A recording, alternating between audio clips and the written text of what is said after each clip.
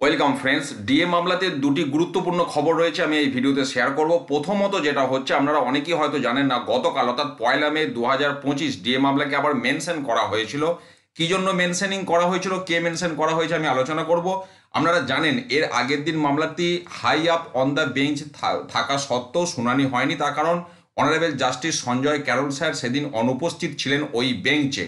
এবার আজকে যে মেনশনিংটা হয়েছে, তিনজনাকার বেঞ্চই মেনশনিংটা হয়েছে। মেনশন কে করেছেন না, advocate on record Mriganka Prabhakar, ইনি মেনশন করেছেন। দেখতেই পাচ্ছেন এখানে পরিষ্কার লেখা আছে, এবং ইনি হচ্ছেন ইউনিটি ফোরামের পক্ষ থেকে মেনশন করেছেন। কি জন্য মেনশন করেছেন?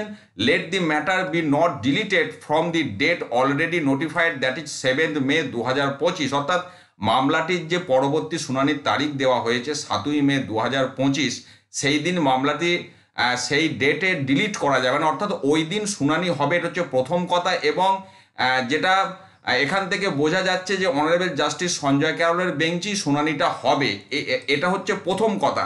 এবং দ্বিতীয় যেটা অত্যন্ত গুরুত্বপূর্ণ বিষয়, সেটা হলো, দেখুন এর আগে মামলাটি হিয়ারিংয়ের এখানে লিস্টিংয়ে আমরা দেখতে পাচ্ছি যে আপনার high up on the bench এই শব্দ ছিল, কিন্তু এই প্রথম ডিএ মামলা আমরা এখানে দেখতে পাচ্ছি কেস ডিটেলসে।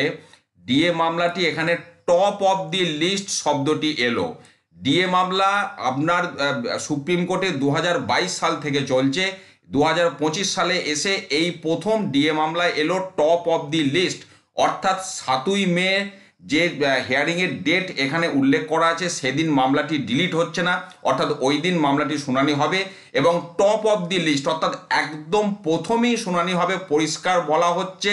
এবং যেটা দেখা যাচ্ছে, অনারেবল জাস্টিস সঞ্জয় ক্যারলের বেঞ্চেই শুনানি হবে। অর্থাৎ টপ অফ দি লিস্ট শুনানি মানে আপনারা বুঝতেই পারছেন এর পরের দিন মামলাটি অবশ্যই শুনানি হবে। তেমনটাই কিন্তু এখান থেকে গুরুত্বপূর্ণ তথ্য উঠে আসছে। এই দুটি বিষয় আজকে আমি আপনাদের সাথে শেয়ার করলাম।